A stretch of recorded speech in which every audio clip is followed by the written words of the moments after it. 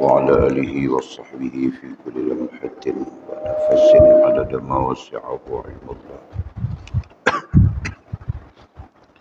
اللهم صل وسلم وبارك على سيدنا محمد وعلى آله وصحبه في كل لمحة ونفس عدد ما وسعه علم الله. اللهم صل وسلم وبارك على سيدنا محمد وعلى آله وصحبه في كل لمحة ونفس عدد ما وسعه علم الله.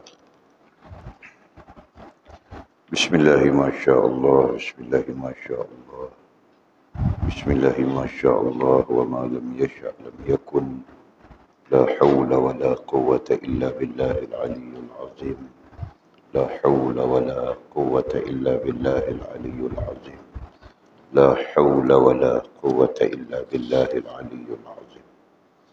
اللهم ارحمنا بالقرآن واجعله لنا إماما ونورا وهدى ورحمة.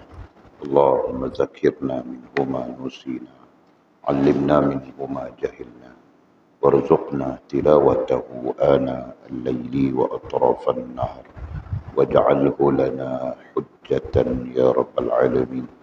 اللهم افتح لنا فتوح العارفين وارزقنا فهم النبيين، واجعلنا من عبادك الصالحين والمتقين يا رب العالمين. بسم الله الرحمن الرحيم. قال مصنف رحمه الله تعالى: نفعنا الله بعلومه وبكتابه في الدارين، اللهم آمين يا رب العالمين. وبعد. قال، topik baru kita ya, kewafatan Nabi Muhammad sallallahu alaihi wasallam. Kewafatan artinya meninggal, kewafatan artinya kembali. Baginda Nabi sallallahu alaihi wasallam ke hadrat Allah Subhanahu wa taala. Kewafatan itu bahasa Arab. Jadi kalau kita melayukan dengan makna meninggal lah, kan? Jadi salahkah kita menggunakan istilah wafat kepada orang yang meninggal? Tidak salah, kan? Orang itu wafat, orang ini wafat, orang itu wafat. Nah, itu dari sudut istilah ya. Dari sudut istilah. Okey. Jadi topik terakhir kita ya, berkaitan dengan kewafatan baginda Nabi sallallahu alaihi wasallam. Artinya pulang, meninggalnya, kembalinya baginda Nabi sallallahu alaihi wasallam ke hadrat Allah Subhanahu wa taala. Okey. Satu sisi pertimbangan akal, wafat itu satu hal, kan? Tetapi lebih penting daripada wafat itu adalah ketika hidupnya, kan? Apakah kita manusia mengambil baginda Nabi sallallahu alaihi wasallam sebagai wasilah yang menghubungkan kita dengan Allah Subhanahu wa taala? Nah, itu persoalan yang paling besar ketika kita menuturkan, ketika kita membincangkan topik baginda Nabi sallallahu alaihi wasallam ya, secara menyeluruh. Jadi perkara besar yang ada pada sisi diutuskan baginda Nabi, baginda Rasul sallallahu alaihi wasallam itu adalah wasilah. Nah, karena itu dalam doktrin asasul usul kita meletakkan baginda Nabi SAW adalah wasilah yang menghubungkan kita dengan Allah. Baginda Nabi SAW adalah agama. Agama adalah terkait langsung dengan baginda Nabi SAW. Ya kan? Nah, kita doktrinkan itu supaya kita melihat sisi besar dan sisi penting daripada baginda Nabi SAW. Ya. Dan supaya kita bukan saja melihat sisi besar, sisi penting, bahkan kita dapat merasakan pentingnya pentingnya hubungan dengan baginda Nabi sallallahu alaihi wasallam. Itu kan, kalau orang sekarang tidak tahu sudah dia apa perasaan yang wajar terhadap baginda Nabi sallallahu alaihi wasallam. Ya. Apa perasaan yang wajar yang patut di antara kita sebagai umat dengan baginda Nabi sallallahu alaihi wasallam sebagai nabi, sebagai rasul. Itulah dia. Jadi kalau boleh dimaknakan, dimudahkan, kita sebut seperti mana yang telah kita sebut. Perkataan Arab jadi sebut hub. Berarti terjemahannya ada 4. Suka, sayang, kasih, cinta. Itulah perasaan-perasaan yang wajar ada pada kita, ya, ada dalam perasaan kita dengan baginda Nabi sallallahu alaihi wasallam. Hanya saja kemudian kita membincangkan bahwa itu tahapan, itu tahap. Ya, perasaan yang sebenarnya adalah cinta kepada Nabi sallallahu alaihi wasallam. Itu yang sebenarnya, yang sepatutnya ada. Cuma sebelum sampai kepada tahap cinta, nah itulah yang kita lalui, suka, sayang, kasih. Betul ya? Nah itulah tentang baginda Nabi sallallahu alaihi wasallam sedikit sebanyak, ya. Selebihnya perlu rujuk dalam bibliografi baginda Nabi sallallahu alaihi wasallam. Okey. Pada topik ini Maulana Mursyid kita Imam Ghazali rahimahullah taala membawakan perbincangan, katanya Ibnu Mas'ud radhiyallahu taala anhu berkata, Ibnu Mas'ud adalah Abdullah bin Mas'ud. Ya. Mas'ud pun sahabat Nabi, Abdullah pun sahabat baginda Nabi sallallahu alaihi wasallam. Jadi disebut Ibnu Mas'ud, itu kelaziman orang-orang Arab. Jadi hakikatnya Abdullah itu berarti sahabat Nabi, anaknya kepada Ibnu Mas'ud radhiyallahu anhuma berkata, kami menemui Rasulullah sallallahu alaihi wasallam di rumah Sayyidatina Aisyah Ummul Mukminin. Satu hari Abdullah, ya, datang menemui Nabi sallallahu alaihi wasallam di rumahnya, rumah Nabi, di rumahnya Sayyidatina Aisyah Ummul Mukminin. Saat itu adalah hari-hari terakhir perpisahan baginda dengan kami. Jadi pertemuan itu menjadi pertemuan terakhir ataupun menjadi pertemuan perpisahan antara sahabat ini, yaitu Abdullah ibnu Mas'ud dengan baginda Nabi sallallahu alaihi wasallam. Baginda memandang kami dengan juraian air mata. Baginda Nabi ketika itu datang berjumpa sahabat-sahabatnya, datang bertemu, dia pun menangis saja. Kan? Berjuraian, dengan juraian air mata itu artinya sedih, begitu. Lalu baginda berkata, selamat datang. Semoga Allah Subhanahu wa taala sentiasa melindungi dan menolong kalian, katanya. Kata Nabi SAW kepada Abdullah ibn Mas'ud. Kemudian katanya, aku berwasiat. Nah, ini pesanannya baginda Nabi. Aku berwasiat kepada kalian. Aku berwasiat, aku berpesan, ya. Wasiat dalam bahasa Arab, dalam bahasa kita artinya pesanan, pesan. Aku berwasiat, ai berpesan kepada kalian agar bertakwa kepada Allah Subhanahu wa taala. Nah, itu pesannya. Antara pesan baginda Nabi sallallahu alaihi wasallam, pesanan supaya bertakwa. Nah, jadi langsung tidak langsung kepada kita menjadi bahagian daripada ilmu, gitu kan? Bahagian daripada hal yang perlu kita faham, perlu kita belajar, perlu kita cari tahu. Ya. Ini hadis Nabi sampai kepada kita. Perkataan takwa ini menjadi satu hal yang kita perlu belajar, satu hal yang kita perlu cari tahu, satu hal yang kita perlu faham. Nah, itu bagi umat. Nah, jangan kita biarkan diri kita sampai tidak faham apa itu takwa, tidak pernah tahu apa itu takwa. Padahal dia termasuk di dalam pesanan baginda Nabi kita sallallahu alaihi wasallam. Ya kan? Nah, jangan kita ikut orang banyak. Orang banyak memang mereka tidak mempedulikan. Kenapa? Karena mereka tidak pernah tahu apa yang dipesan oleh baginda Nabi SAW. Dan perasaan mereka pun tidak ada kepada baginda Nabi SAW. Nah, itu antara keburukan-keburukan umat. Ya. Antara keburukan-keburukan umat. Bahasa lain, umat yang buruk. Nah, jangan kita menjadi umat yang buruk. Macam mana umat yang buruk itu tidak ada perasaan langsung terhadap Nabi SAW. Ya kan? Nah, apalagi mau mengikut apa-apa yang disabdakan oleh baginda Nabi SAW. Nah, itu kondisi keadaan umat yang terburuk. Nah, tabitkan ya perkataan itu, tulislah, catatlah. Pernah dihuraikan oleh para ulama bagaimana umat yang terburuk. Umat yang terburuk adalah umat yang tidak ada hubungan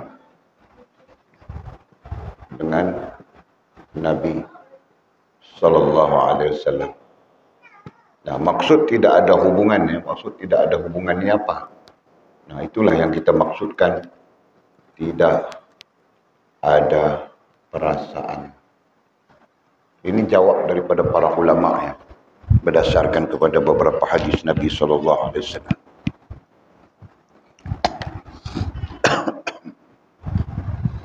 Jadi barulah kita belajar dari segi puncanya. Apa puncanya? Puncanya tidak kenal Nabi. Ya kan? Apa puncanya? Umat ini sampai tidak ada perasaan kepada baginda Nabi SAW.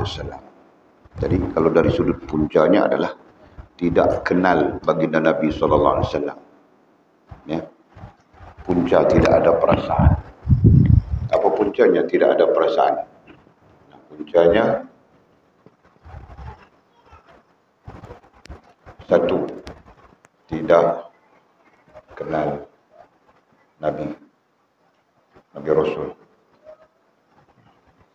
Ini andaian kita. Kalau dalam konteks ilmiah, tidak ada pengetahuan, tidak ada ilmu, itu kan, tidak belajar. Nah, itulah dia. Tidak kenal Nabi Rasul. Itu pertama. Yang kedua, tidak pernah tahu apa-apa pesanan Nabi. Nah, itu yang kedua dia. Yang ketiga, tidak ambil tahu tentang Nabi. Nah, ini adalah apa kita sebutnya, umat yang terburuk. Nah, justru jangan jadi umat yang terburuk ya. Siapapun di antara kita jangan jadi umat yang terburuk itu. Ya. Jadi dengan sendirinya kita sebutkan dari tiga itu kita sebutkan. Puncanya kita sebut puncanya. Punca kenapa kita menjadi umat yang terburuk? Kan puncanya karena tidak kenal Nabi. Nah, cari jalan keluarnya untuk mengenal Nabi Sallallahu Alaihi Wasallam. Ketika kita menyebut Nabi adalah wasilah, itu berarti kita kenal. Ya. Ramai manusia yang tidak pernah tahu bahawa Nabi itu adalah wasilahnya. Betul. Nah, itu menunjukkan mereka tidak kenal. Mereka tidak pernah tahu. Padahal itulah istilah terbesar untuk menggambarkan pentingnya hubungan dengan baginda Nabi SAW. Ya, wasilah artinya penghubung. Dialah penghubungmu dengan Allah. Ya. Paham ya? Wasilah artinya penghubung. Dialah yang menghubungkan Azrin dengan Allah SWT. Jika dia tidak menghubungkan Azrin dengan Allah, nah Azrin tetap dalam keadaan yang tidak tahu apa. Walid pun sama, jika dia tidak menghubungkan Walid dengan Allah, Walid pun dalam keadaan yang jahil, yang tidak tahu apa. Sampai-sampai jadi kufur, jadi kafir dan sebagainya. Betul? Nah itu.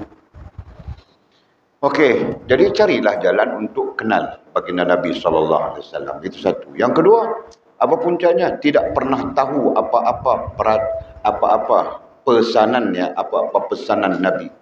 Dalam arti kata lain, dia tidak pernah mendengar hadis-hadis baginda Nabi sallallahu alaihi wasallam. Mau dengar apa, sibuk dengan dunianya, sibuk dengan TV-nya, sibuk dengan itu, sibuk. Macam-macam kesibukan. Nah, tidak pernah pun mendengar hadis Nabi sallallahu alaihi wasallam. Nah, itu puncanya. Itu puncak kedua. Puncak ketiga, tidak ambil tahu tentang Nabi. Tidak pernah dia mau ambil tahu. Nabi, Nabi. Ya, Nabi dia, ya Nabi dia. Oh, tidak pernah ada perasaan mau tahu siapa baginda Nabi. Terkait berkaitan dengan Nabi sallallahu alaihi wasallam. Maka orang ini dikatakan dalam istilah para ulama adalah umat yang terburuk. Nanti kita ada hari nanti kita akan bertanya siapa umat yang paling buruk, siapa umat yang terburuk. Oke. Jadi katanya aku berwasiat kepada Nabi, kepada Abdullah bin Mas'ud, katanya aku berwasiat, saya berpesan kepada kalian agar bertakwa kepada Allah Subhanahu wa taala. Takwa itu menjadi pesan penting sebelum baginda Nabi sallallahu alaihi wasallam. Banyak bersih-bersih hadis lain yang Nabi sallallahu alaihi wasallam bimbang umatnya tidak ada takwa. Itu salah satu. Dan hadis lain mengatakan Nabi bimbang umatnya tidak salat. Ada beberapa hadis yang berbeda. Tapi secara kesimpulannya kita mengatakan hal takwa ini besar. Kalau solat pun perlu berdiri, takwa ini.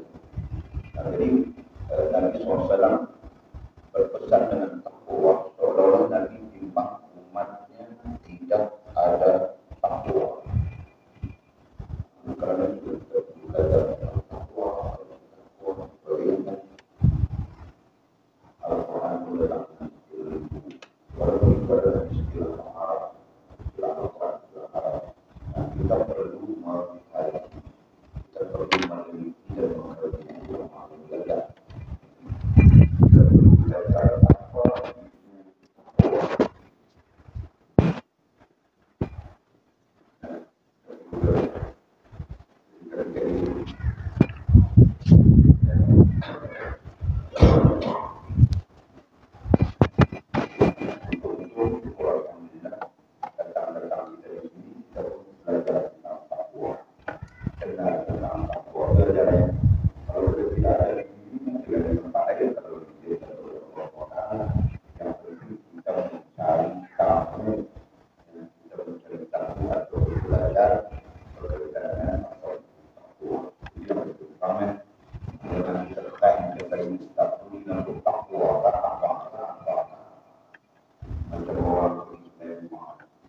dari depan sana mana kita tahu. Walaupun kadang-kadang terlambat di belakang itu demo sudah sembang, ketawa, makan pisang dan itu masih dari sini. Nah itu menunjukkan langsung mereka tidak ada orang sedekah. Mereka tidak pernah ambil tahu apa yang pesan mereka. Betul. Kita masyarakat menjadi orang seperti kita dari akhirat dari makhluk orang yang datang syafaat kepada Nabi sallallahu alaihi wasallam. Jadi itu karena manusia sangat perlukan syafaat, sangat perlukan pertolongan. Khususnya yang boleh memberi pertolongan ketika itu adalah Nabi sallallahu alaihi wasallam. Tiba-tiba kita tidak termasuk di kalangan umatnya yang mendapat syafaat. Allah Ta'ala Ta'ala. Jadi kesimpulannya belajarlah tentang wasiat Nabi, tentang pesanan Nabi sallallahu alaihi wasallam. Apa itu takwa? Orang-orang ini tentang juga dalam teks kita. Oke, kemudian katanya, sesungguhnya aku diutus Allah. Nabi melanjutkan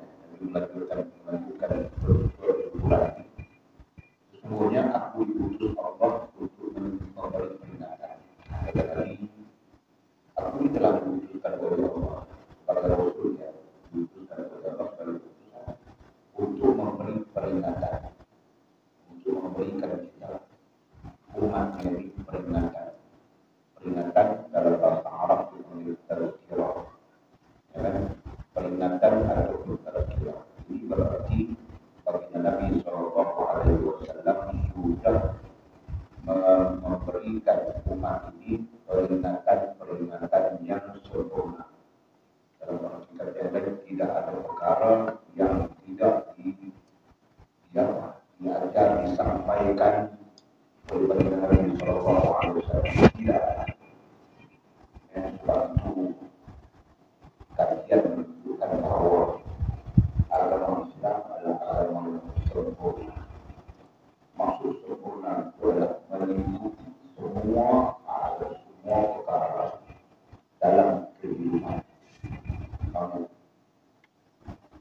Itu kajian yang memang telah ada, memang telah ada. Tapi terbaru ada lagi orang bertanya kepada parti artificial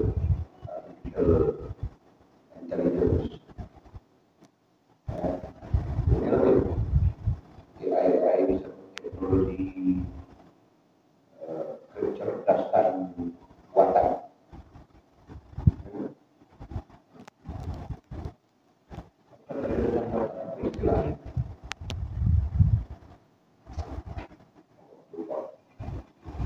Nah, dia pun teknologi saja itu bukan manusia, teknologi. Dan teknologi pun menyebut yang paling sophisticated, yang paling sempurna dan signifikan ialah agama Islam. Ketika dilontarkan soalan-soalan kepadanya, dan dia menjawab, sebab lengkap daripada segala hal, segala segi, segala perkara. Jadi kita pernah mengkaji itu, kita mengkaji itu berapa. Tetapi hakikatnya itu, apa menyatakan itu? Bahwa agama Islam itu lengkap. Tidak ada perkara yang tidak ada dalam berkaitan dengan kehidupan manusia, berdalilkan dengan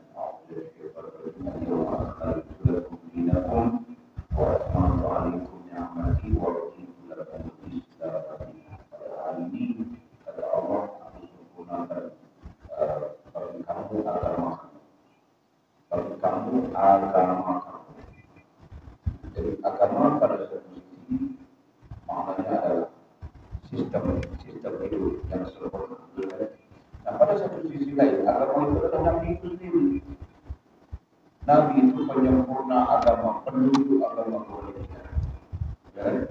Nah, jadi Allah mengatakan agama itu disempurnakan. Ya.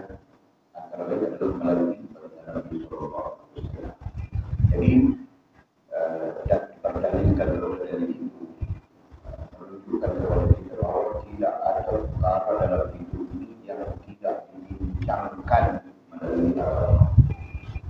Hanya saja umat ini saja yang jahil tidak mau tahu sebagainya. Jadi umat menjadi tidak tahu agama dan umat menjadi tidak tahu agama satu hal, umat menjadi bercanggah dengan agama. Ya, bagaimana? Umat ini kita adalah umat itu punya kita menjadi orang-orang yang bercanggah dengan agama karena kita tidak tahu. Kenapa kita tidak tahu? Karena kita tidak menjadi orang-orang yang mencari tahu. Dan itu kemungkinan ya, mungkin ada yang memang ada. Padahal tidak ada perkara yang tidak diajar, diceritakan oleh baginda Nabi Sallallahu Alaihi Wasallam. Paham ya? Sampai kita simpulkan, para ulama menyimpulkan kesempurnaan Islam itu ada di dalam 5 perkara besar. Ya, sampai para ulama menyimpulkan. Perkara itu banyak, membalikan daripada hidup sampai mati, tapi disimpulkan 5 perkara besar.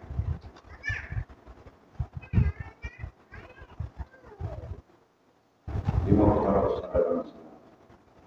Dalam agama.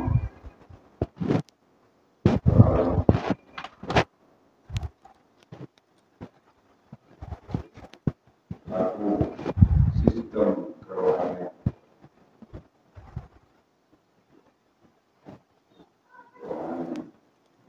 Sistem kerohanian 5 perkara.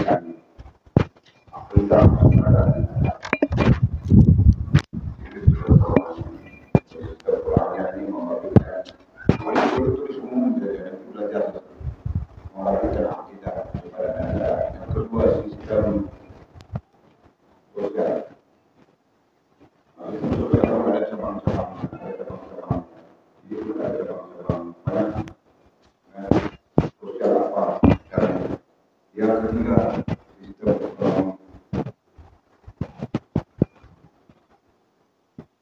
Sistem ekonomi banyak cabang-cabangnya, maka lebih banyak Indonesia.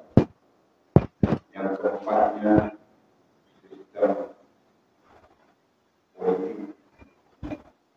Nah, ini juga ada cabang-cabangnya. Dan yang kelima, sistem undang-undang atau peraturan. Ini cabang-cabang yang ada juga. Jadi, 5 sistem besar ini sebagai menunjukkan life atau sistem hidup yang sempurna.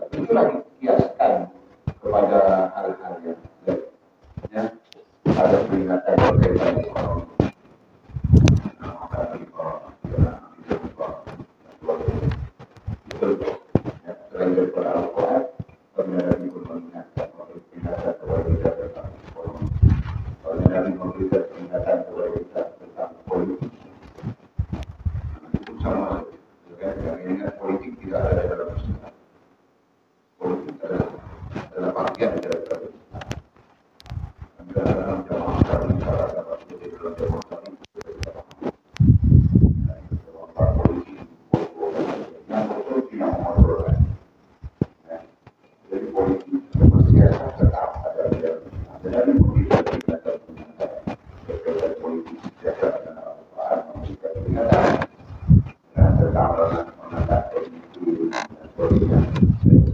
Namun juga Nabi SAW meminta kepada kita peringatan-peringatan berkaitan dengan undang-undang, berkaitan dengan peraturan. Ada undang-undangnya, ada peraturan-peraturannya yang perlu kita belajar dan ikuti. Nah, implementasinya, Nabi SAW telah memberikan kepada kita peringatan yang sempurna. Maksudnya banyak akan sempurna.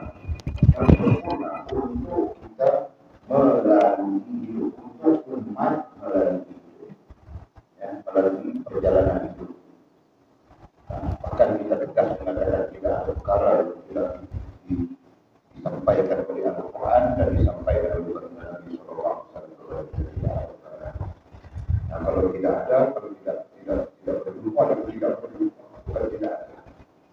Ya, jadi belajarlah semampu kita untuk memahami, untuk mengetahui dan memahami peringatan-peringatan yang telah diberikan oleh Nabi SAW. Ya, karena kita berusaha untuk mewujudkan periwayatan hadis, semua terdengar hadis Nabi SAW. Oke.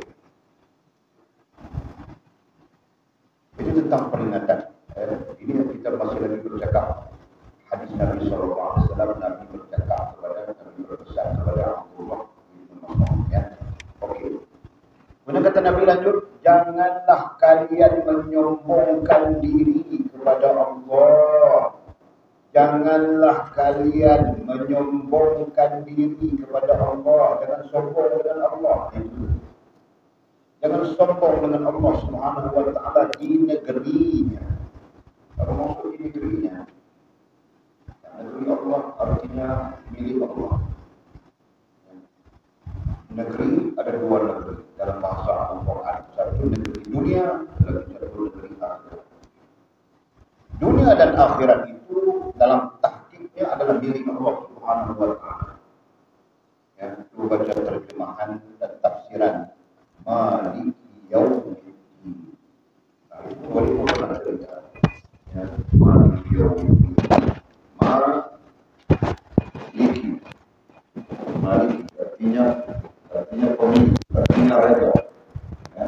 Malik juga diterjemahkan dengan makna raja, juga makna pemilik. Maliki Yaumiddin. Malik pemilik, Yaum hari, Ad-Din. Perkataan Ad-Din maknanya sama. Pada teks ayat-ayat Ad-Din dimaknakan agama. Ad-Din Allah Islam. Agama di sisi Allah adalah Islam. Ad-Din dimaknakan agama. Nah, ada pun Ad-Din di sini terjemahnya dia agama. Jadi tafsirnya adalah hari.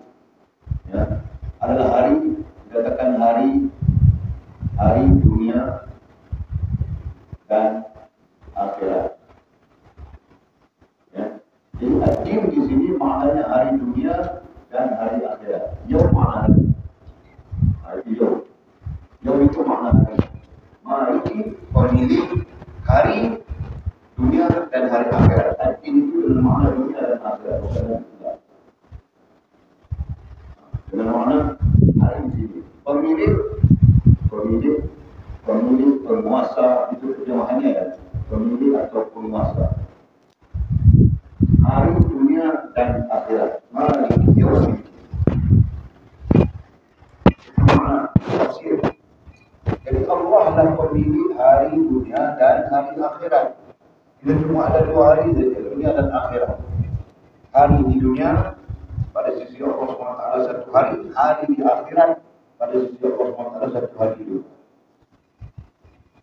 Pada sisi kita makhluk saja, kita tahu panjang. Oke. Jadi katanya dalam negerinya ay negeri Allah SWT ini jangan kalian menyombongkan diri. Jangan kita sombong. Sombong itu apa? Kita perlu belajar dulu. Teks tasawuf kita. Kita perlu berlepas belajar. Ada lagi teks lain. Ada teks yang kita belum habis karena sama saja. habiskan. Ya, sampai masanya kita akan habiskan.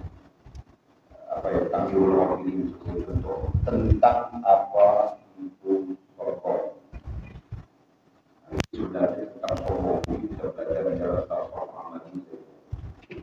Ya, tasawuf amali adalah tasawuf paling awal bagi orang yang mempelajari disiplin ilmu tasawuf. Nama akan menggunakan apa? Itu bagi orang yang baru mengikuti pengajaran ilmu tasawuf. Tidak salah untuk kita yang lain mengikutinya. Tidak salah. Boleh juga ikut mau kita berkata belajar dari kau ikut. Boleh juga pahala. Dia harus saya doa. Boleh ikut mau kita ambil mau juga. Tasawuf amali. Jadi kita belajar tasawuf amali. Dalam kamu banyak mendengar wali bercakap mengenai tasawuf amali. Yang dibentuk tasawuf amali. Boleh kita bercakap banyak sekarang ini adalah tasawuf amali. Jadi untuk orang yang berada di tahap lainnya, tapi orang boleh dengar. Dan itu saja. Ini dan akhir sekali baru kita bercakap tasawuf. Tapi dari sudut-sudutan, oleh kebiasaan falsafah ini sejauh kita paham akidah nah, jadi tentang menyombongkan diri ini apa perkataan Arab terhadap menyombongkan diri adalah takabur. Takabur ataupun takabur, sombong ini sebenarnya sifatnya si iblis dimurkai oleh Allah Subhanahu wa taala sehingga hari kiamat adalah karena sombong, adalah karena takabur. Dan sekaligus menjadikan sombong itu sifat kafir yang sangat iblis. Ya. Dan ketika sombong itu berada di dalam diri kita manusia, dia juga boleh menyebabkan kita kafir seperti kafir yang sangat iblis. Sifat sombong itu. Dan maka dikatakan bahwa aba wastakbara wa kana minal kafirin. Iblis itu sombong. Aba wastakbara. Sang iblis itu takbara artinya sombong dia. Wa kana minal kafirin, karena sombongnya itu dia menjadi kafir. Nah, jadi sebab itu para ulama mengatakan kesombongan itu adalah sifat yang boleh menyebabkan bukan saja sang iblis, boleh menyebabkan kita juga menjadi kafir. Karena sombonglah manusia menjadi syirik. Kafir kan?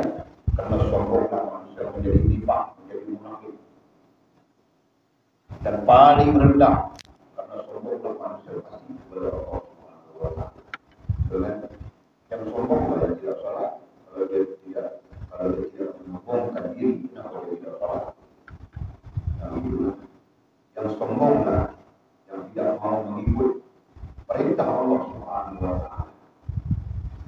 Yang sombonglah yang tidak mau melaksanakan syariat Allah Subhanahu wa taala yang ditunjuk oleh baginda Nabi sallallahu alaihi wasallam.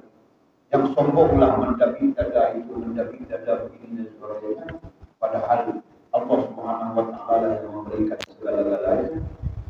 Yang sombonglah yang tidak menyadari bahwa segalanya dipinjamkan oleh Allah Subhanahu wa taala kepada kita.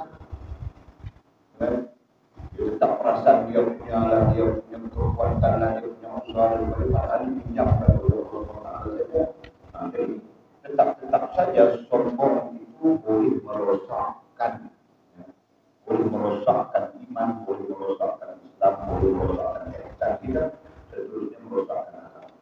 Maka Nabi pesannya dalam hadis-hadis Nabi terakhir ini, dalam wasiat Nabi terakhir ini, Nabi berpesan jangan kalian menyombongkan diri kepada Allah, jangan sombong dengan Allah. Nah, lawan sombong itulah kita belajar kemarin dulu juga, minggu lepas juga kita belajar merendahkan diri dan menghina diri. Itulah yang kita belajar. Di mana kita belajar? Di mana? Kita belajar di Dalam ulumul dzikrillah, Tuan tambah. Kita belajar tentang merendah diri, jadi panggil tawadhu dan menghinakan diri. Itu tujuannya apa? Tujuannya untuk meruntuhkan kesombongan. Dalam bahasa jadi sombong itu disebut ego. Masih boleh dipraktikkan. Sombong. Ada dua hal untuk meruntuhkan sombong kita terhadap Allah maupun terhadap sesama makhluk. Ya. Satu, merendah diri. Itu kita belajar berkali-kali. Merendah diri. Yang kedua, ini dengan Allah ya. Ini untuk meruntuhkan sombong kita terhadap Allah.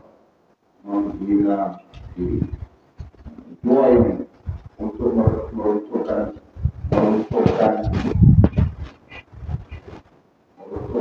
sombong kepada Allah.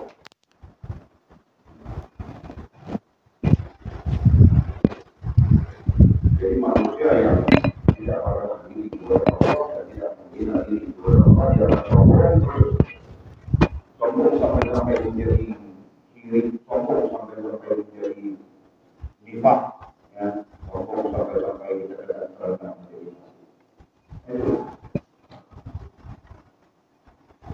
Jadi kita mau sombong,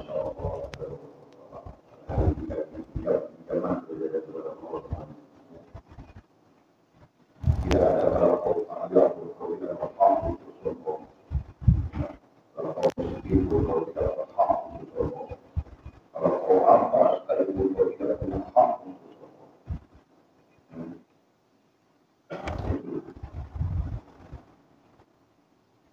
Nah itu pesan Nabi SAW dalam di negerinya ayat dunia serta akhirat. Di dunia berkau dengan sombong, di akhirat berkau dengan sombong. Dan kepada hamba-hambanya, dan jangan kau sombong kepada hamba-hamba Allah Subhanahu wa Ta'ala. Jangan sombong. Jadi hamba-hambanya artinya sesama makhluk. Dengan makhluk kita tidak boleh sombong. Dan kalau kita macam sombong itu kita mau kejut saja orang. Kami selalu saja kadang-kadang kami sombong saja dengan makhluk dengan kau saji, kau sabar. Mau kejut saja kami sombong tidak. Kadang-kadang kita mau kejut saja. Kami kejut kering. Kejut kering. Okey. Mana katanya telah dekat ajalku. Nabi menyebut hadis ini diriwayatkan oleh Ibnu Mas'ud sendiri. Nabi menyebut telah dekat ajalku. Telah dekat ajalku kata Nabi sallallahu alaihi wasallam. Dan waktu kepulanganku kepada Allah Subhanahu wa Ta'ala. Sang Nabi sallallahu alaihi wasallam yang tahu.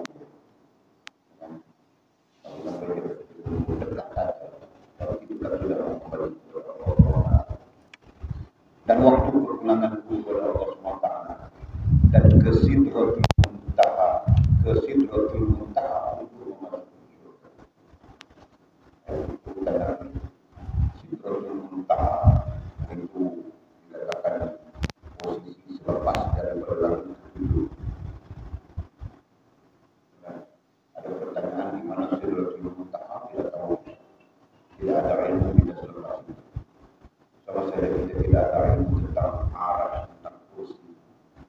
Ya, Wahabi menerjemahkan kursi itu seperti kursi yang kita duduk sekarang. Jangan jadi ada masalah itu kursi.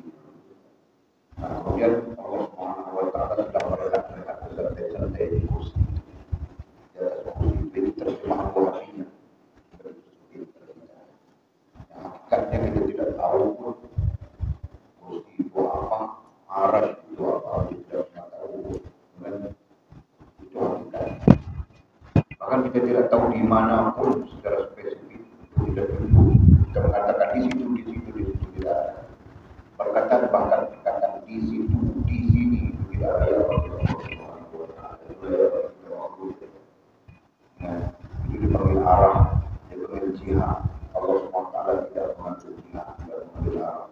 Yang mengambil arah dia hanya ada makhluk. Nah, itulah.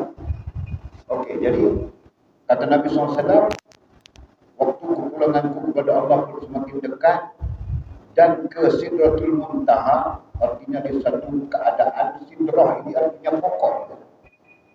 Sidrah itu artinya pokok. Muntaha artinya yang terakhir. Daripada perkataan intaha, terakhir ataupun kesudahan. Muntaha. Jadi kalau kita mau terjemah apa Sidratul Muntaha, pokok terakhir. Apa pokok terakhir? Nah, walaupun tidak tahu mereka apa. Ya. Jadi seolah-olahnya Sidratul Muntaha itu adalah tempat ataupun sesuatu yang terakhir, mengakhiri alam dunia ke alam akhirat. Seolahnya begitu. Ya. Nah, bagi Nabi pun menyebut dan ke Sidratul Muntaha untuk memasuki syurga. Sedangkan memasuki syurga itu adalah alamnya akhirat, bukan alamnya dunia. Ya. Itu. Kemudian kata Nabi SAW, lanjutan, sampaikanlah berita ini kepada orang-orang yang masuk ke dalam agama kalian. Sampaikanlah. Perkataan sampaikanlah tidak perlu diuraikan. Cuma sampaikanlah itu berarti ajarkanlah, ceritakanlah, kabarkanlah. Itulah sampaikan. Dan yang menjadi apa? Yang menjadi bagian daripada tanggung jawab kita sebagai umat selepas kewafatan Nabi SAW. Ya, ada yang menggunakan istilah dakwah secara umum. Ya, ada yang menggunakan istilah tabligh secara umum. Nah, hakikatnya sama saja lah, itulah sampaikan. Jadi menjadi tugas kepada kita umat baginda Nabi SAW ini menjadi tugas ya, menyampaikan. Sebab itu walaupun dari awal lagi doktrin, belajar untuk mengajar. Sekurang-kurangnya kita menjadi orang yang menerima tanggung jawab baginda Nabi SAW. Dan ini puncak, ini sebab kepada antara sebab kepada baginda Nabi mengaku kita sebagai umatnya dari akhirat. Nah itu, ya, walaupun belajar daripada guru, sang guru pun berpesan begitu. Soal kau boleh atau tidak boleh itu soalnya. Tetapi niat untuk menyampaikan, istilahnya menyampaikan atau mengajar atau mendidik atau apa, itu kewajaran ya, yang menjadikan Allah melimpahkan rahmat kepada kita. Nah begitu. Nah, jadi sebab itu oleh pesan-pesan selalu belajar, kemudian menyertakan belajar kita itu dengan niat. Jika aku paham, jika aku tahu, nanti aku mau mengajar orang lain, menyampaikan ke orang lain dan sebagainya. Kenapa? Karena baginda Nabi SAW sendiri berpesan begini. Ya, ini adalah pesannya baginda Nabi SAW. Oke, kata Nabi, sampaikanlah berita ini kepada orang-orang yang masuk ke dalam agama kalian. Siapapun yang masuk ke dalam agama kalian, masuk ke dalam agama ini ada tafsiran para ulama kalian. Jadi masuk ke dalam agama kalian dengan makna mu'allaq itu satu. Ya. Masuk ke dalam agama kalian dengan makna mendekati itu yang kedua. Ya. Masuk ke dalam agama kalian dengan makna orang yang jauh daripada agama. Tiga makna di dalam tafsir ini. Jadi masuk ke dalam agama kalian dengan makna mu'allaq itu pertama. Berarti dia bukan daripada Islam, dia menyertai Islam. Nah, itu orang yang beragama Islam wajib menyampaikan kepadanya pesan-pesan yang pernah dipesan oleh Nabi SAW. Ya. Nah, sekarang bukan tentang orang baru masuk Islam, tentang orang Islam itu sendiri. Tapi dia itu nakal, dia itu jauh daripada agama dan sebagainya. Nah, kita pun wajib ya, menyampaikan kepadanya. Wajib menyampaikan kepadanya. Dan yang ketiga tadi pun sama saja pemahaman. Ya kan? Wajib kita menyampaikan kepada mereka. Dan itu adalah tanggung jawab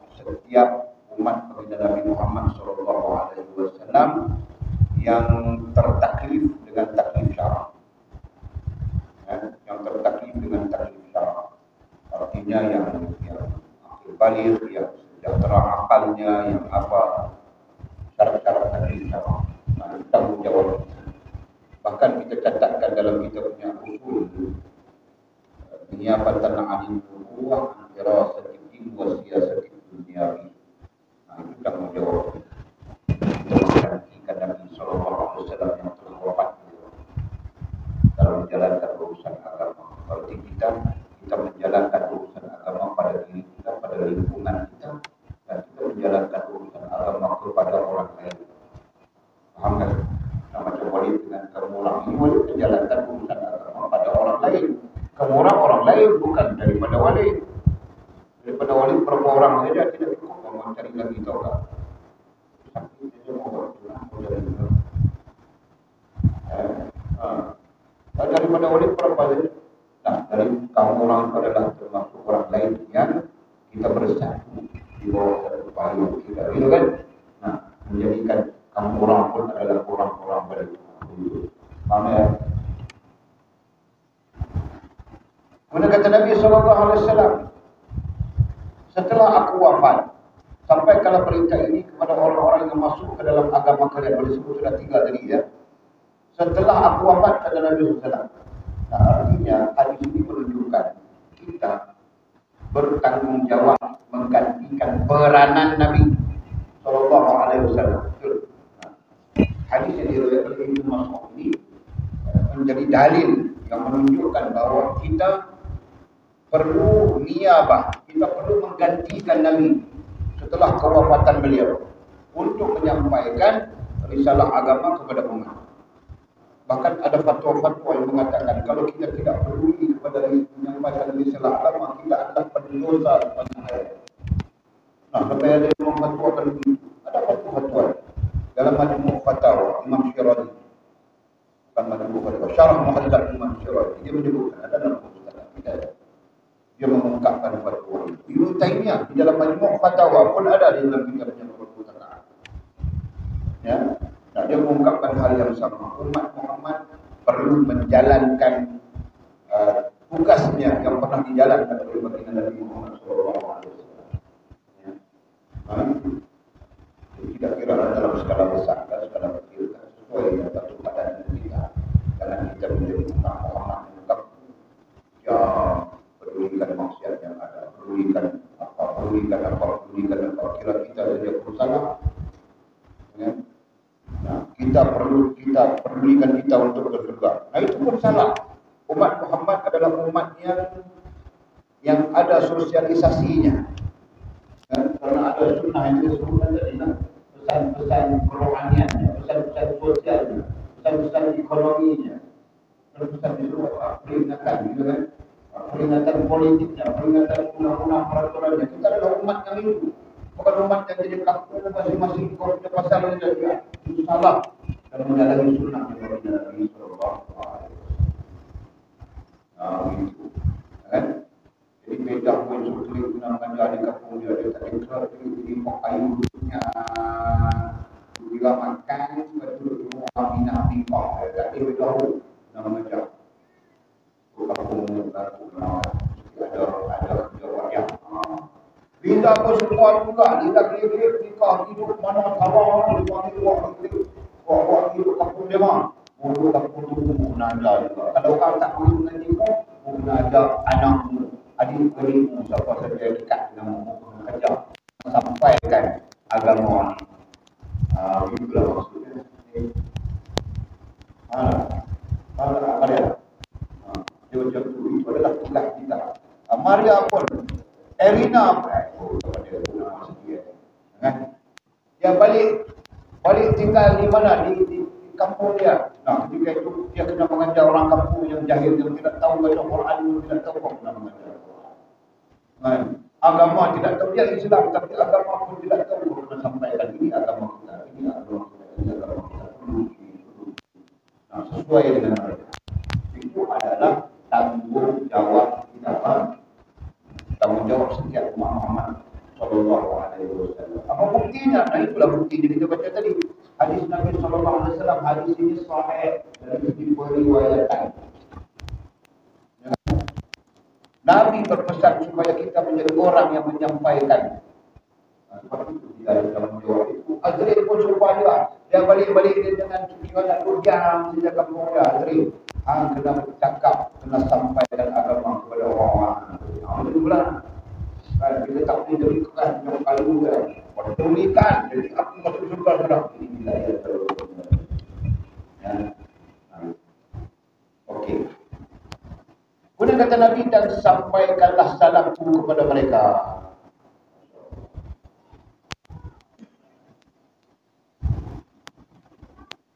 Sampaikanlah salamku, kata Nabi. Sampaikanlah salamku kepada mereka. Artinya mereka yang selepas daripada kewafatan Nabi SAW. Antara yang selepas daripada kewafatan Nabi SAW ialah wali. Dan ialah kita semua. Betul. Kita ini ada orang-orang yang selepas daripada kewafatan Nabi SAW. Kalau itu kepada kita juga. Alaikum.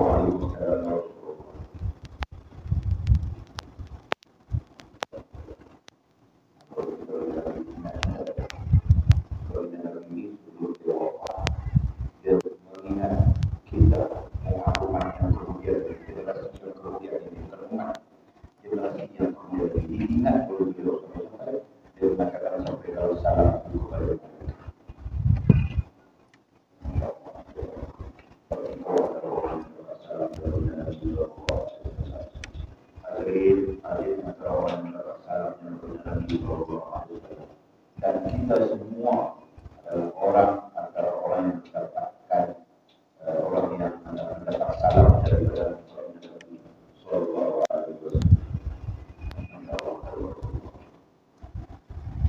Kita yang ada di datang kita mengingat Nabi satu hari 10 kali. Cuma nak mau ingat Nabi wali selawat tak kepada Nabi Sallallahu Alaihi Wasallam. Ada sahabat bertanya kepada Rasulullah, bagaimana kami mengingat jawaban kita bersalawat? Dalam hadis Nabi mengatakan,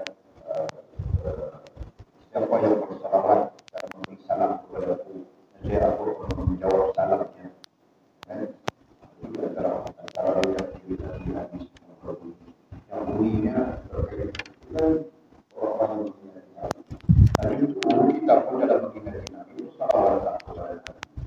Dan boleh belajar juga yang terbaiknya adalah salam dan salawat kepada Nabi.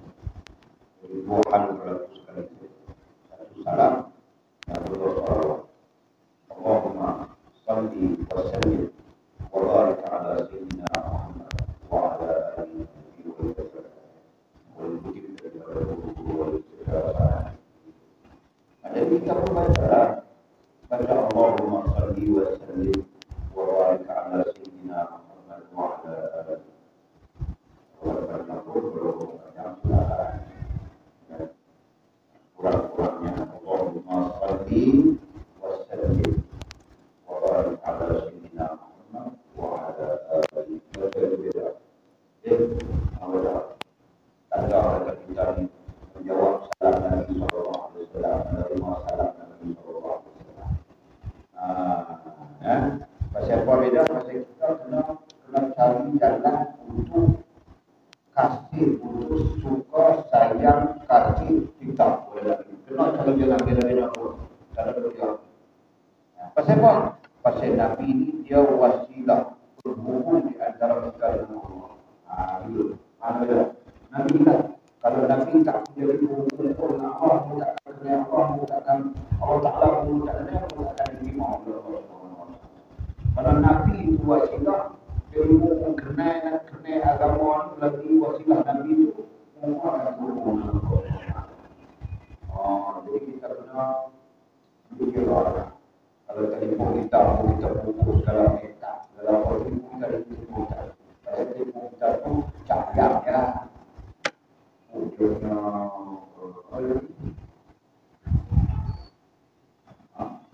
casing, umurnya casing sani hidup tinggi, sani pokok sani pokok casing kan, baru comel itu apa?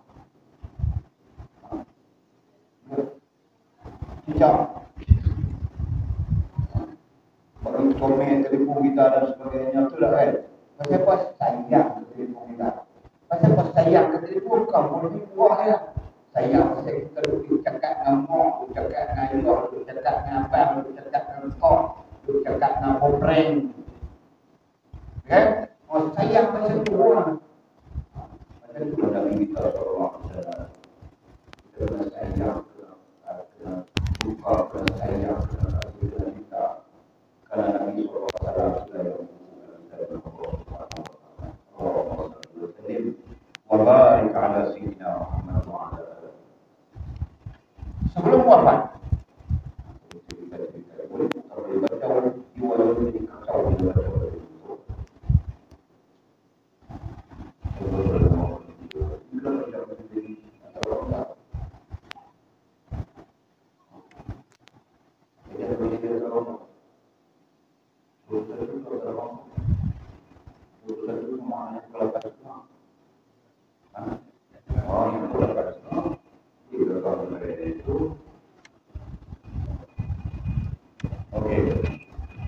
Sebelum wafat,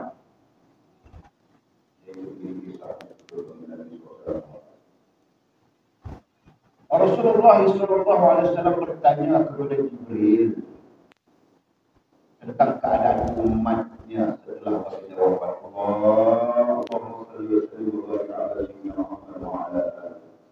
Sebelum baginda Nabi wafat, sebelum beliau wafat, beliau sudah bertanya lagi kepada umat, wahai Jibril, bagaimana keadaan umatku nanti setelah wafat? Begitu sayangnya, begitu kasihnya, begitu cintanya baginda Nabi kepada umat. Ini yang boleh selalu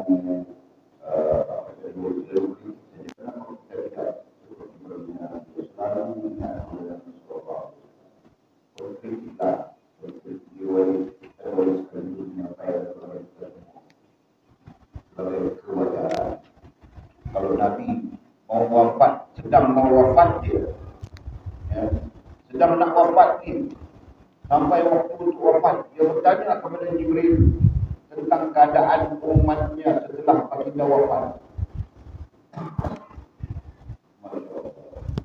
Nah, itu orang cakap lambang cinta. Sungguh baginda Nabi dari umat. Sampai saat Rasulullah itu dia mau tanya lagi, wahai Jibril, aku juga nak lakukan ini.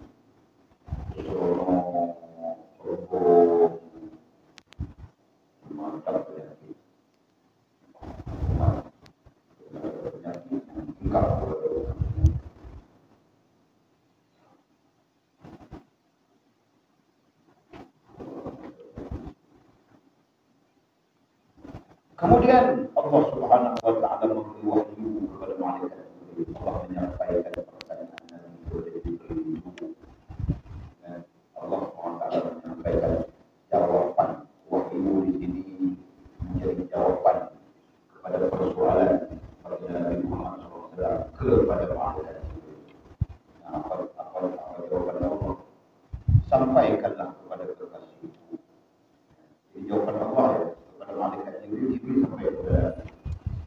sampaikanlah kepada kekasihku. Nah, kekasih itu apa? Adalah baginda Nabi Muhammad SAW.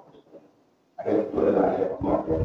Sampaikanlah kepada kekasihku bahwa aku tidak akan membiarkan umatnya. Bahwa aku itu Allah tidak akan membiarkan umatnya. Beritahulah bahwa mereka adalah kelompok manusia pertama yang akan dibangkitkan dari korupsi. Jadi Allah memberitahu kepada malaikat Jibril supaya memberitahu Nabi Muhammad SAW supaya beliau jangan berkali. Yang beliau susah hati dalam memikirkan umat. Jadi supaya beliau tenang barangkali Allah menyampaikan pesan kepada Jibril supaya disampaikan kepada Nabi. Pertama, Allah akan menjaga umat Nabi Muhammad SAW. Yang kedua, beritahu mereka beritahu kepada Nabi Muhammad SAW supaya memberitahu kepada mereka, memberitahu bahwa mereka dari umat Muhammad SAW adalah kelompok manusia pertama yang akan dibangkitkan dari muka bumi, yang akan dibangkitkan di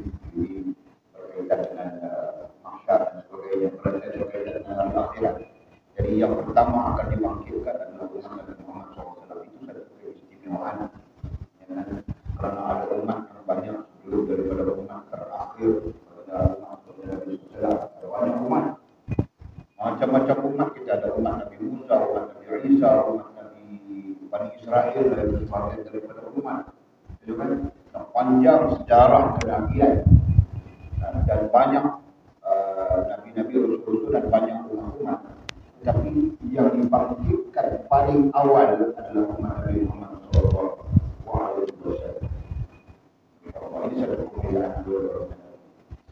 Mereka katanya semua umat manusia ditunda masuk ke surga. Semua umat manusia, umat matai. Semua umat manusia lain daripada umat Muhammad SAW ditunda masuk ke surga. Ditunda artinya ditahan, ditangguhkan sehingga selesai umat Muhammad SAW. Kemuliaan yang kedua. Ya, itu kemuliaan, antara kemuliaan. Dan kita pun tidak ingat kedua atau ketiga. Ketiga. Kemuliaan yang pertama, Allah tidak membiarkan umat Muhammad. Yang kedua, dibangkitkan, paling awal dibangkitkan. Yang ketiga, ditunda umat lain, didahulukan umat Muhammad SAW masuk ke dalam surga. Ya. Semua umat manusia ditunda masuk ke surga, kecuali setelah umat Nabi Muhammad SAW masuk ke dalam surga. Apalagi umat Nabi Muhammad SAW adalah umat yang didahulukan untuk masuk ke surga Allah Subhanahu wa Ta'ala.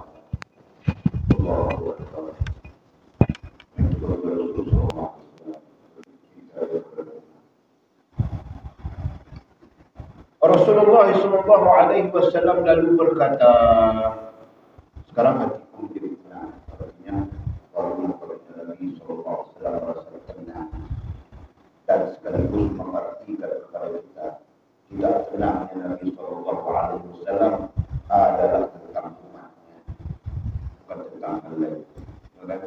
Nabi tidak menimbang apa-apa hal lain, harta, siapa mau kuasai dunia, tidak ditimbang. Bahkan Nabi tenang tidak apa. Yang Nabi timbang, yang Nabi tidak tenang, yang menyebabkan Nabi tidak tenang adalah memikirkan umat. Ya, artinya memikirkan kita di belakang hari selepas kewafaatan Nabi SAW. Nah, jadi wajar saja untuk kita merasakan betul Nabi SAW timbang. Semua umat sekarang pun tahu sudah. Memang wajar Nabi SAW timbang. Kan? Umat yang tidak peduli kepada syariat Allah, umat yang tidak peduli kepada Quran dan Sunnah, umat yang tidak peduli untuk mempelajari Quran dan Sunnah, umat yang tidak memahami agama, umat yang mengaku Islam tetapi dia sendiri merosakkan agama Islam dan sebagainya. Dan inilah keadaan terjadi, fenomena-fenomena yang sedang ada ke atas umat. Akhirnya, kewajaran akan ditimbang dengan orang Islam, dia sedang merosakkan Islam. Bukan dia menjadi orang yang menunjukkan keindahan, kesempurnaan, kebaikan Islam. Mereka jadi orang merosakkan. Kenapa bulan puasa dia berlari-lari saja dalam bulan puasa itu? Dia yang lebih bulan puasa itu banyak masalah yang di dalam bulan puasa. Itu contoh. Bukan saja bulan puasa, bulan-bulan lain pun sama saja. Mereka dalam keadaan merosakkan agama Islam, menipu, menindas, menzalimi, kan? Macam-macam lainnya. Sampai orang-orang berandai, banyak orang berandai masuk Islam ini seperti terlibat dengan keburukan yang lebih besar. Ada orang berandai itu orang Islam tidak memahami Islam, orang yang bukan Islam apalagi untuk memahami Islam menjadi kontra. Okey. Jadi katanya Rasulullah SAW lalu berkata, mendengar penjelasan Jibril, baginda Nabi SAW mengatakan, sekarang hatiku menjadi tenang. Sayyidatina Aisyah radhiyallahu ta'ala anha bercerita. Sayyidatina Aisyah ummul mukminin bercerita bahwa Rasulullah SAW menyuruh kami untuk memandikannya dengan air sebanyak 7 kali. Rasulullah Sayyidatina Aisyah bercerita pesanan baginda Nabi SAW. Yani nanti ketika beliau wafat mengabarkan begini seolah-olah. Jadi antara yang mendengar pesanan itu adalah Sayyidina Aisyah ummul mukminin radhiyallahu ta'ala anha. Katanya Rasulullah SAW menyuruh kami untuk memandikannya dengan air sebanyak 7 kali. Setelah mandi, bukan ini belum wafat. Setelah mandi, baginda kelihatan segar sehingga dapat mengimami kaum muslimin melaksanakan solat setelah dimandikan dengan kedudukan. Inilah riwayat-riwayat mengatakan bahawa baginda Nabi Sallallahu Alaihi Wasallam berubah. Itulah yang dalam perbincangan yang berkaitan dengan bagaimana cara baginda Nabi Sallallahu Alaihi Wasallam berubah. Maka ada yang baginda makan, ada baginda minum, dan kaidahnya disebut sebagai ruqyah syar'iyyah. Itu sebagai maksud kita apa itu adalah jampi syar'i. Jadi dengan sendirinya jampi syar'i itu dari segi syarak. Walaupun ada yang mengatakan ini bid'ah, itu bid'ah, ada kau makan panadol lagi bid'ah. Banyaklah orang yang mendakwakan ruqyah itu bid'ah, ini bid'ah dan sebagainya. Kalau ada yang menerimanya pun masih lagi ada sekatan-sekatan membid'ahkan perkara-perkara tertentu, padahal mereka tidak ada pengetahuan berkenaan hal itu. Jadi ternyata ada dalil-dalil yang menunjukkan seorang sedang berubat dengan kaidah jampi syar'i atau istilahnya atau disebut ruqyah syar'iyyah. Okey. Jadi kemudian setelah baginda mandi, baginda kelihatan segar, sedikit segar, sehingga dapat mengimami solat kaum muslimin, melaksanakan solat sehingga dia menjadi imam. Jika baginda boleh menjadi imam orang-orang Islam solat di Masjid Nabawi itu. Padahal sebelumnya 3-4 hari orang Islam bersolat tidak imam oleh baginda Nabi Sallallahu. Ya, orang Islam solat imam oleh Sayyidina Abu Bakar Siddiq radhiyallahu taala. Berarti baginda Nabi dalam rumah saja ada mengatakan baginda Nabi berimamkan Sayyidina Abu Bakar Siddiq walaupun di dalam rumah dan macam-macam. Okey. 3-4 hari sudah sebelum. Lalu baginda, jadi ketika dia menjadi imam solat, ada pendapat mengatakan itulah imam solat terakhir. Lalu baginda memohonkan ampunan untuk para pahlawan Uhud dalam solat yang baginda Nabi Sallallahu Alaihi Wasallam sebagai imam. Beliau memohon ampun untuk para pahlawan Uhud secara khusus. Jadi kenapa baginda memohon ampun kepada para pahlawan Uhud? Secara manusiawinya medan Uhud menjadi medannya agak hujan kecil. Dari secara manusiawi. Kenapa? Karena kaum muslimin pun ketika itu ada yang tamak kepada harta benda. Ada yang tamak kepada harta benda, mengingkari pesan Nabi Sallallahu Alaihi Wasallam jangan meninggalkan bukit Uhud. Nah, ketika mereka tengok orang-orang kaum muslimin, orang kafir jadi lari bersederaan, mereka pun mengingkari perintah Nabi Sallallahu Alaihi Wasallam turun daripada bukit Uhud untuk mendapatkan harta-harta itu. Padahal harta-harta yang ditinggalkan itu sebagai umpan saja oleh musuh-musuh yang ketika itu diketuai oleh Khalid bin Walid yang belum Islam ketika itu. Dia mempunyai strategi perang yang sangat bagus. Khalid bin Walid. Jadi kan mengingkari urusan, mengingkari pesanan Nabi Sallallahu Alaihi Wasallam itu dianggap sebagai satu kesalahan dalam konteks syar'inya. Dan Nabi membimbang nanti Allah Subhanahu Wa Taala mengirakan sahabat atau para pahlawan perang Uhud ini sebagai orang-orang dimurkai. Nah, karena itu Nabi SAW dalam banyak doa-doanya memohon ampun kepada Nabi Sahibul Uhud secara khusus. Seolah-olahnya dalam solat-solat yang lain selesai sudah perang Uhud, Nabi mendoakan Uhud.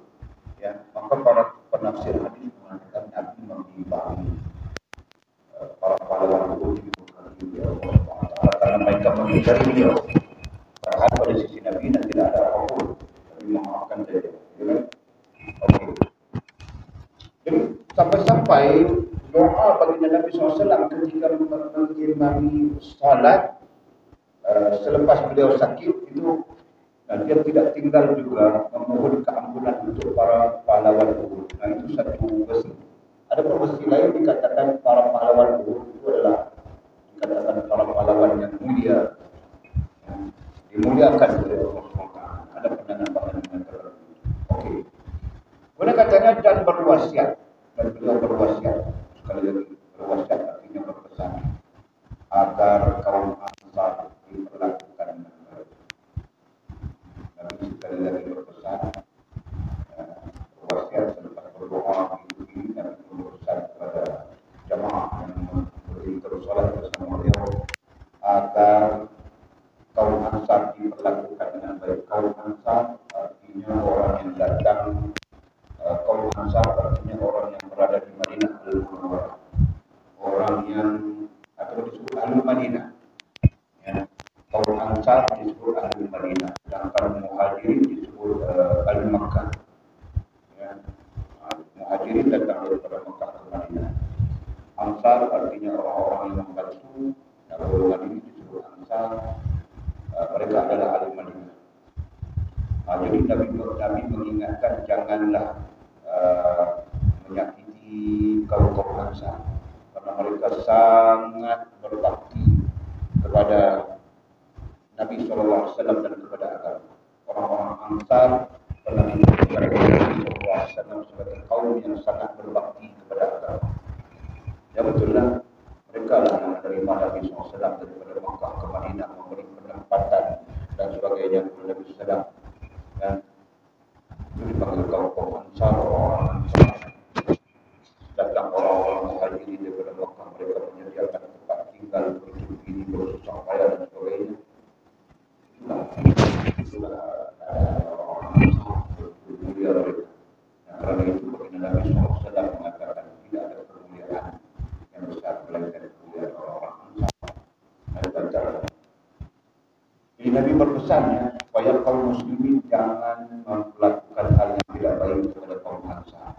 Bahkan pesan ini bukan ketika itu, sekarang pun sama saja. Kita tidak boleh buat tidak baik kepada ahli Madinah atau apalagi di tanah haram itu.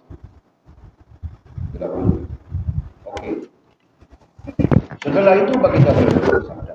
Setelah salat baginda bersabda. Setelah menuturkan tentang Ansar, baginda bersabda, sesungguhnya seorang hamba telah dipersilakan untuk memilih antara dunia dan apa yang ada di sisi Allah SWT, dan dia memilih apa saja apa yang ada di sisi Allah SWT. Setelah itu Nabi mengucapkan kepada Nabi, perhatikannya, Nabi mengucapkan kepada Nabi, katanya, sesungguhnya seorang hamba telah dipersilakan untuk memilih antara dunia dan apa yang ada di sisi Allah SWT. Seorang hamba itu adalah beliau sendiri. Seorang hamba yang dimaksudkan, tapi Nabi menunjukkan seorang hamba. Hakikatnya seorang hamba itu adalah beliau sendiri, Nabi sendiri. Telah dipersilakan untuk memilih antara dunia dan apa yang ada di sisi Allah. Jadi seolah-olah wahai Muhammad, kau memilih hidup yang panjang di dunia ataupun kau mau memilih hidup di sisi Allah. Seolahnya begitu. Lalu ia seorang hamba itu kepada Nabi SAW sendiri, ya, memilih apa yang ada di sisi Allah. Dia memilih apa yang ada di sisi Allah. Perkataan ini tidak dipahami oleh sahabat. Perkataan Nabi SAW ini kebanyakan sahabat tidak memahami. Mereka tidak memahaminya. Seorang insan yang sangat memahami. Nah, siapa dia semua? Mendengar ucapan itu menangislah Sayyidina Abu Bakar. Artinya Sayyidina Abu Bakar sangat memahami perkataan Nabi Sallallahu Alaihi Wasallam. Karena dia mengetahui dan memahaminya, bahawa seorang hamba yang dimaksudkan oleh Rasulullah Sallallahu Alaihi Wasallam itu tidak lain adalah diri baginda sendiri. Sayyidina Abu Bakar. Rasulullah Sallallahu Alaihi Wasallam lalu berkata kepada Sayyidina Abu Bakar radhiyallahu taala anhu bahwa pintu-pintu di masjid Nabi Muhammad Sallallahu Alaihi Wasallam akan ditutup kecuali pintu Sayyidina Abu Bakar radhiyallahu taala anhu.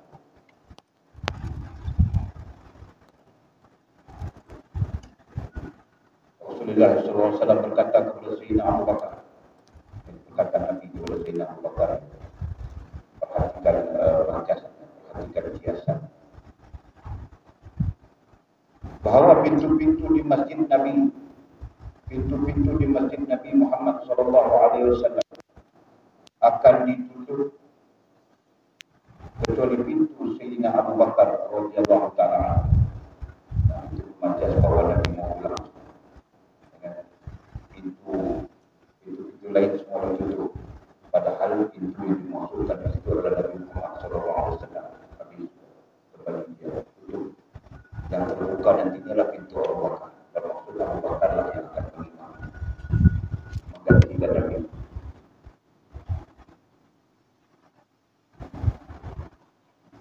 Karena tidak ada orang yang lebih utama, karena tidak ada orang yang lebih utama dalam menjalin persahabatan dengan baginda kecuali Sayyidina Abu Bakar radhiyallahu taala.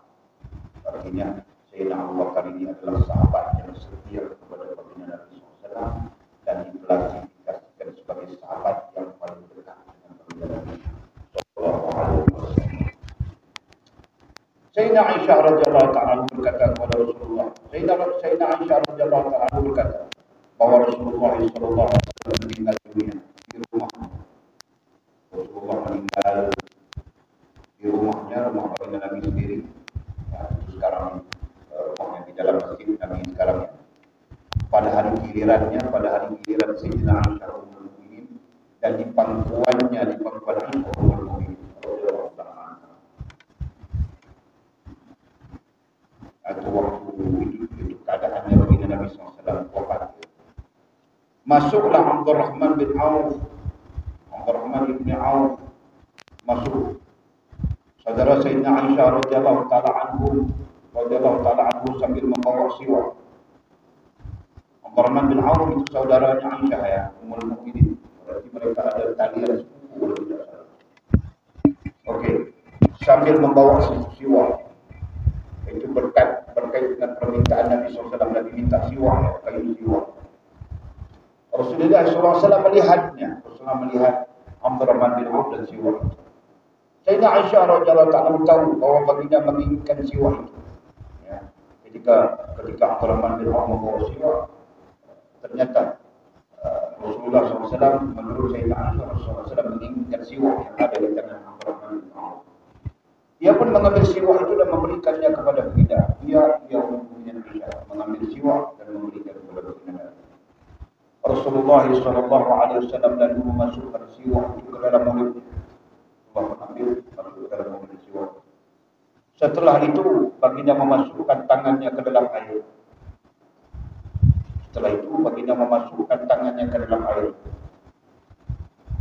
Ke dalam bekas yang berisi air yang berada di hadapannya. Lalu baginda bersabda, tiada Tuhan selain Allah.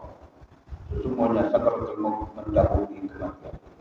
Nah, ketika baginda Nabi SAW selesai siwak, dia memasukkan tangan ke dalam air bekasnya, air. Nah, baginda pun bersabda, tiada Tuhan selain Allah. Sesungguhnya sakaratul maut mendahului kematian. Sesungguhnya sakaratul maut artinya sakit untuk mati. Sakaratul maut artinya sakit kematian. Dan mendahului kematian. Artinya Nabi menyatakan bahwa dia sedang sakaratul maut. Sebab itulah hujah yang mengatakan sakaratul maut itu tidak diketahui. Kadang-kadang hujah yang mengatakan sakaratul maut itu tidak diketahui, tidak diketahui. Sesungguhnya sakaratul maut itu diketahui. Hanya saja kita peka atau tidak peka. Ya, ingat ya, kalau cakap hari ini ambil sebagai ilmu, ambil sebagai maklumat, sebagai pengetahuan. Sakaratul maut diketahui oleh siapapun. Ya, artinya apa? Artinya akan ada tanda-tanda sakaratul maut pada setiap orang. Tinggal dia peka atau tidak peka. Nah itu. Peka tidak peka dipengaruhi oleh pengetahuan. Ya, dipengaruhi oleh pengetahuan dan rahmat Allah SWT, dipengaruhi oleh ilmu. Kalau dia ada pengetahuan, nah, dan dia ada ilmu dengan dipahami Allah SWT, dia akan pegang. Jadi sebab itu kita perlu belajarlah, supaya kita ada ilmu dan kita ada kepekaan dalam soal ini. Nanti kita cerita kepekaan itu macam mana ya. Jadi Nabi SAW ketika memasukkan tangan di dalam bekas air itu, dia mengucapkan tiada Tuhan selain Allah, berarti asyhadu an la ilaha illallah, itu ucapannya. Kemudian dia meneruskan dengan sesungguhnya sakaratul maut mendahului kematian. Maksudnya sakaratul maut dulu, kemudian baru mati. Nah, dia menyatakan bahwa seolah-olah dia sedang sakaratul maut. Betul. Kemudian baginda mengangkat tangannya sambil bersabda, Ar-Rafiqul A'la, aku akan menghadap Tuhan. Setelah itu baginda meninggal.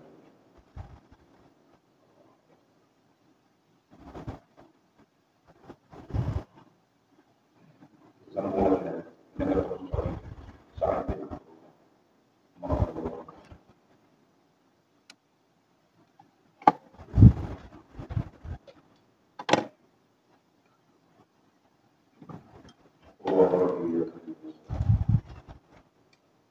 ada soal yang